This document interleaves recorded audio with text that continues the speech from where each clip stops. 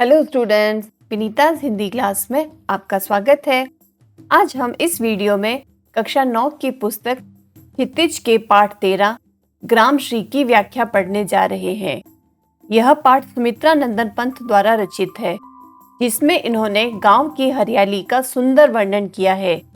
तो बढ़ते हैं आगे और पढ़ते हैं। Let's study explanation of Gramshri.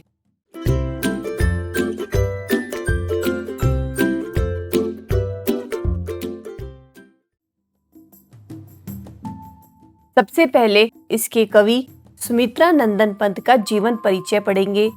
इनका जन्म स्थान उत्तरांचल का अल्मोड़ा कौसानी रहा है। जन्म 20 मई 1900 को हुआ था और मृत्यु 28 दिसंबर 1977 को हुई थी। इनका वास्तविक नाम तो गुसाई दत्त है, परंतु ये लक्ष्मण जी के चरित्र से अत्यधिक प्रभावित थे, तो इन्होंने अपना नाम सुमित्रा नंदन रख लिया था। सुमित्रा के नंदन यानी लक्ष्मण। अब बढ़ते हैं पाठ परिचय की तरफ। तो जो पाठ का शीर्षक है ग्रामश्री। ग्रामश्री का अर्थ होता है गांव की शोभा।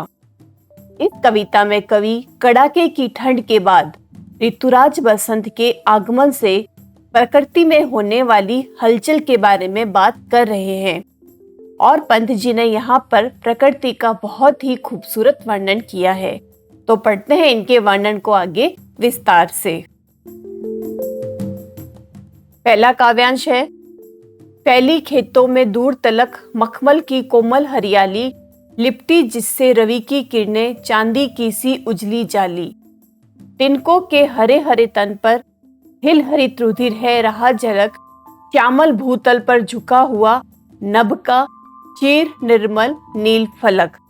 अब इस काव्यांश की चर्चा लाइनों का हम अर्थ समझते हैं। फैली खेतों में दूर तलक मखमल की कोमल हरियाली।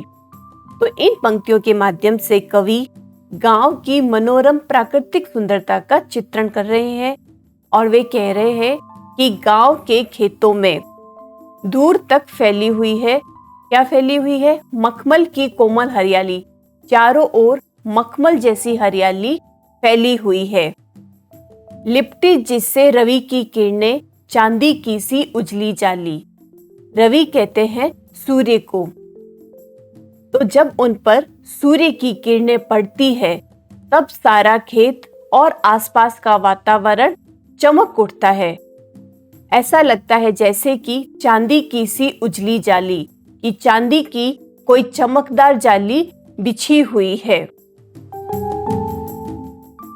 तिनकों के हरे हरे तन पर हिल हरित रुधिर है रहा झलक, श्यामल भूतल पर झुका हुआ नभ का चिर निर्मल नील फलक। तो यहाँ पर कवि कहते हैं कि जो कि हरी हरी फसलें हैं, उनके तनों पर, हरे हरे तन पर, उनके तनों पर हिल हरित रुधिर है रहा झलक।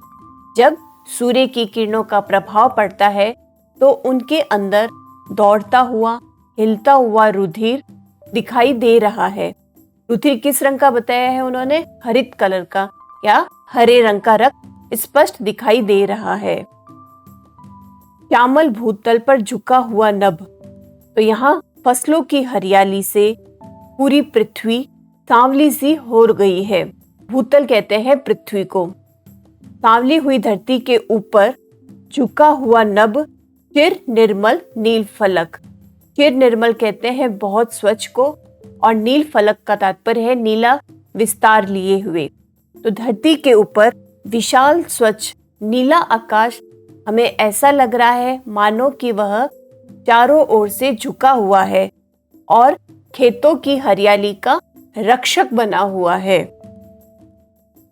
रोमांचित सी लगती वसुधा आई जो गेहूं में बाली, अरहर सनई की सोने की किंकणियां हैं शोभाशाली। उड़ती भीनी तेला गंध, फूली सरसों पीली पीली, लो हरित धरा से झांक रही नीलम की कली तीसी नली। तो यहाँ पर पहली पंक्तियों से कवि कहना चाहते हैं कि खेतों में उगाई फसलों का वे गुणगान कर रहे हैं कि जब से रोमांचित सी लगती वसुधा आई जो गेहूं में बाली, कि जब से जौ और गेहूं में बालियां आ गई है, तब से धरती और भी रोमांचित लगने लगी है और प्रसन्न लगने लगी है। आगे कहते हैं अरहर सनई की। सनई भी एक तरह का पौधा होता है जिसकी छाल के रेशे से रस्सी बनाई जाती है।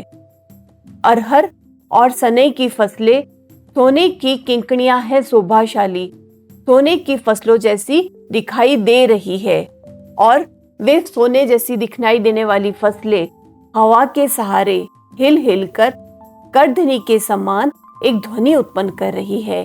किंकणियां कहते हैं करधनी, जिसे कि महिलाएं कमर में बांधती है, और जब महिलाएं चलती है तो एक मधुर आवाज सुनाई देती है। तो उन फसलों से भी जब वे फसलें हवा से इधर उधर हिलती है तो मधुर आवाज सुनाई देती है, और वे धरती की शोभा बढ़ा रही है। उड़ती भीनी तेलाक्त गंध फूली सरसों पीली पीली। तो यहाँ पर सरसों की फसलें खेतों में लहरा रही है। फूली या पकी हुई सरसों, जब सरसों पक जाती है या फूल जाती है तो उनका पीला रंग और उसके फूलों से हवा में बिखरती तैलीय सुगंध से पूरा वातावरण सुगंधित हो जाता है। तेलाक्त कहते हैं खुशबूदार तेल से युक्त जो सरसों के फूलों की सुगंध होती है, वह पूरी तरह वातावरण में रम गई है। लो हरित धरा से झांक रही नीलम की कली तिसी नीली। तो यहाँ पर तिसी एक प्रकार का पौधा होता है, वह भी नीले रंग का होता है और उससे भी तेल निकाला जाता है। तो हरियाली युक्त धरा, हरित धरा, हरियाली युक्त धरा से नीलम की कलियां और तिसी के फूल भी झांकते हुए धरती की शोभा को और धरती के सौंदर्य को और अधिक बढ़ा रहे हैं और अधिक उसके सौंदर्य में इजाफा कर रहे हैं। रंग रंग के फूलों में रिलमिल हंस रही सखियां मटर खड़ी, मखमली पेटियों सी लटकी छिमियां छिपाए बीज लड़ी। फिरती है रंग रंग की तितली, रंग रंग के फूलों पर सुंदर, फूल फिरते ही फूल स्वयं उड़ उड़ वृंतों से वृंतों पर। तो यहाँ पर कवि कहते हैं कि रंग रंग के फूलों में, रंग बिरंगे फूलों के बीच में रिलमिल हंस रही सखियां मटर खड़ी। रिलमिल होती है मिली जुली, तो रंग बिरंगे फूलों के बीच में मटर की फसलें इस तरह से मिलजुल कर हंस रही है, मुस्कुरा रही है, मानो वे आपस में सखियां हो, आपस में दोस्त हो। मखमली पेटियों सी लटकी छिमियां, छिमियां होती है फलियां, तो मखमली पेटियों के समान मटर की फलियां लटकी हुई है। जो मटर की फलियां है वे मखमल की पेटी के समान लटकी हुई है और छिपाए बीज लड़ी, और अपने में उसने बीज छिपा रखे हैं। फिरती है रंग रंग की तितली, रंग रंग के फूलों पर सुंदर। तो तरह तरह के रंगों से सुसज्जित तितलियां तरह तरह के रंग बिरंगे फूलों पर उड़ उड़ कर बैठती है। फूल फिरते ही फूल स्वयं उड़ उड़ वृंतों से वृंतों पर। तो यहाँ वृंतों से तात्पर्य होता है डंठल। तो ऐसा लग रहा है जैसे कि खुद फूल ही स्वयं उड़कर वृंतों से वृंतों पर अपने ही डंठल से उड़कर दूसरे डंठल पर विचरण कर रहे हैं। वे तितलियां इस तरह से उड़ रही है मानो तितलियां नहीं उड़ रही, खुद फूल ही उड़ रहे हैं। अब रजत स्वर्ण मंजरियों से लद गई आम्र तरु की डाली, झर रहे ढाक पीपल के दल, हो उठी कोकिला मत वाली। महके कटहल मुकुलित जामुन, जंगल में झरबेरी झूली, फूले आड़ू नींबू दाड़िम आलू गोभी बैंगन मूली।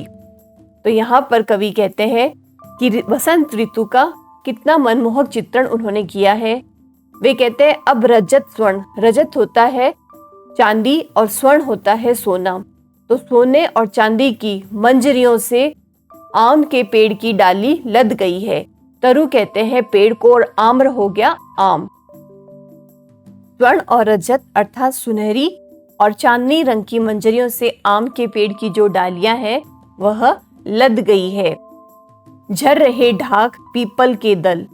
तो यहाँ पर पतझड़ के कारण पीपल और दूसरे पेड़ों के पत्ते झड़ रहे हैं या गिर रहे हैं। और ऐसे सुंदर वातावरण से हो उठी कोकिला मतवाली। जो कोयल है वह मतवाली हो चुकी है, मस्त हो गई है। महके कटहल मुकुलित जामुन, जंगल में झरबेरी झूली। तो यहाँ कवि कहते हैं कि अब कटहल की महक भी महसूस होने लगी है और मुकुलित होता है अध खिला, और जामुन भी मुकुलित होने लगे हैं या आधे खिल चुके हैं।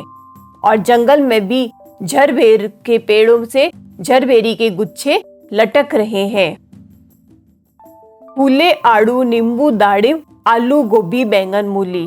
तो आड़ू, नींबू और अनार के पेड़ों में फल से पहले जो फूल आते हैं वे भी लग गए हैं। और इन सब की तरह ही सब्जियों में जैसे आलू, गोभी, बैंगन और मूली भी अपने विकास को प्राप्त कर चुकी है, वे भी अच्छे तरह से उग गए हैं।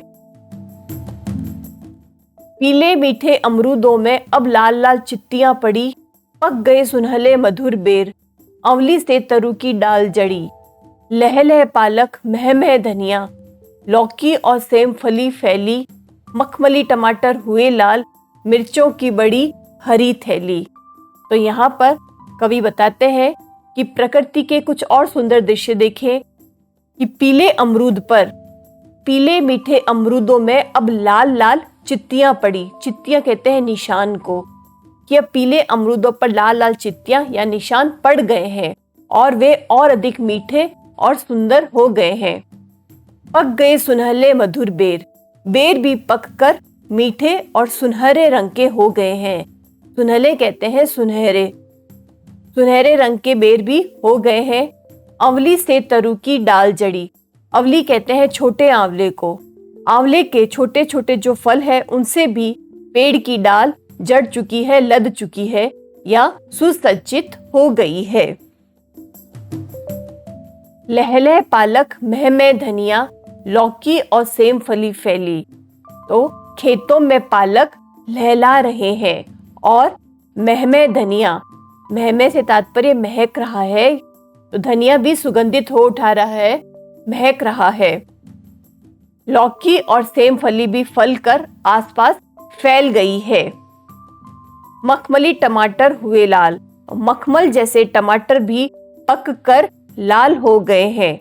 और मिर्चों की बड़ी हरी थैली, और छोटे छोटे नाजुक पौधों में हरी हरी मिर्च का भंडार लग गया है। मिर्च के गुच्छों को देखकर कवि को ऐसा लग रहा है मानो मिर्चों से भरी हुई हरी थैली हो, मिर्चों की बड़ी हरी थैली। अगला काव्यांश है, बालू के सांपों से अंकित गंगा की सतरंगी रेती, सुंदर लगती सरपत छाई, तट पर तरबूजों की खेती। अंगुली की कंगी से बगुले, कलंगी सवारते हैं कोई, तिरते जल में सुरखाब पुलिन पर, मखरोटी रहती सोई। तो यहाँ कवि गंगा तट के प्राकृतिक सौंदर्य का चित्रण करते हुए कहते हैं कि बालू के सांपों से अंकित गंगा की सतरंगी रेती, कि गंगा किनारे की जो मिट्टी है वह 7 रंगों वाली है या रंग बिरंगी है।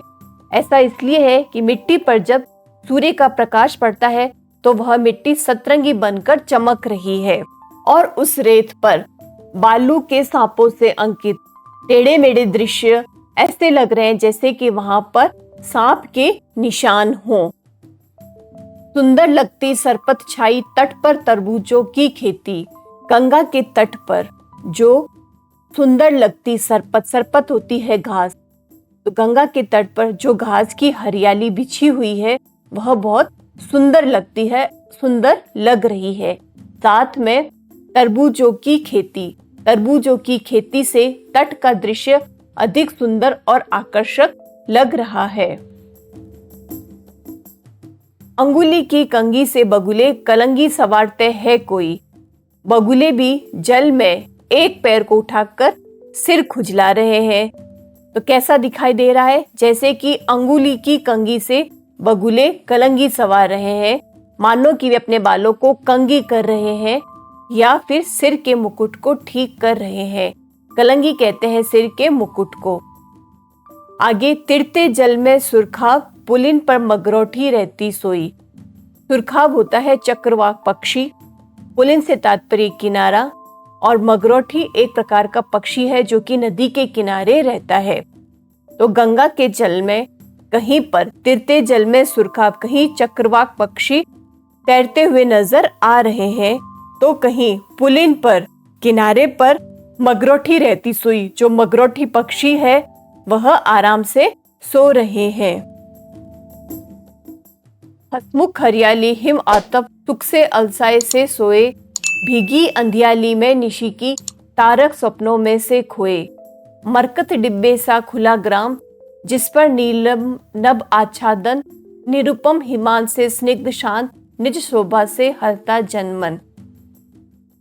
तो यहाँ कवि प्रकृति का सुंदर चित्रण करते हुए कह रहे हैं कि हसमुख हरियाली हिम आतप, हसमुख कहते हैं हंसती हुई, और हिम आतप से तात्पर्य है सर्दी की धूप, कि इन सर्दी की धूप से में हंसती हुई हरियाली, सुख से अलसाई सी सोई, सुख से कभी अलसाई या आलस्य से भरी हुई, तो कभी सोई हुई सी दिख रही है। और भीगी अंधियाली में निशी की, तारक सपनों में से खोए।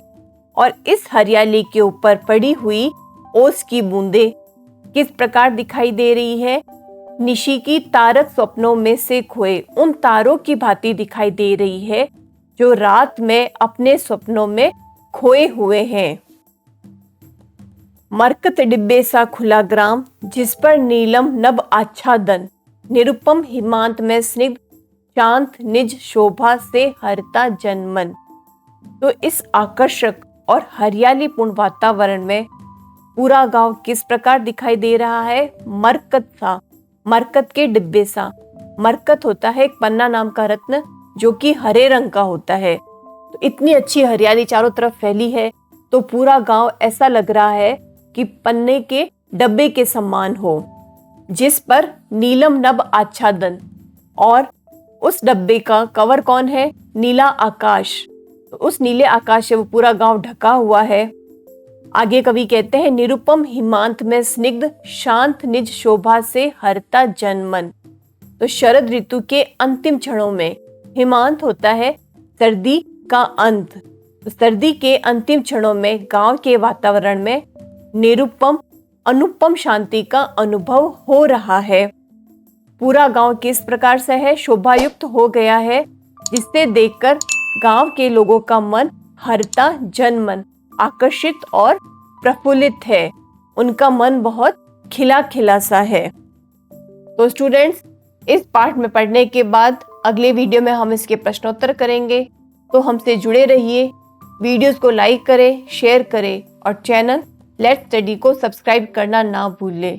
Thank you and all the best.